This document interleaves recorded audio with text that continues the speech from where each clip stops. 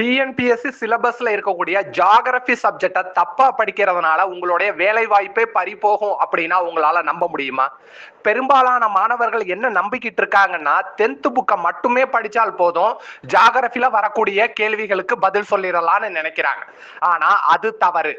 Climate change, communication, population இந்த மாதிரியான தலைப்புகள்ல இருந்து கேள்விகள் எங்க வருது அப்படின்னா 11ஆம் வகுப்பு 12ஆம் வகுப்பு புத்தகத்தில இருந்து தான் வருது. நீங்க கம்யூனிகேஷன் அப்படிங்கிற ஒரு தலைப்புல இருந்து கேள்விகள் எங்க வந்திருக்குன்னு செக் பண்ணி பாருங்க. அது கண்டிப்பா 12ஆம் வகுப்பு புக்ல இருந்து தான் வந்திருக்கும் அப்படிங்கிறது உங்களுக்கு புரியும்.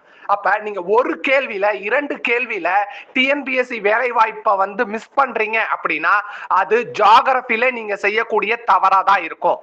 ஈஸியா படிச்சு மார்க் வாங்கக்கூடிய ஜியாகிரபிலேயே நீங்க 10th புக்கை மட்டும்தான் படிப்பேன்னு சொல்றதுனால உங்களுடைய வேலை வாய்ப்பு பறிபோகிறது. அதை தான் மாத்திக்கிங்கன்னு சொல்றோம்.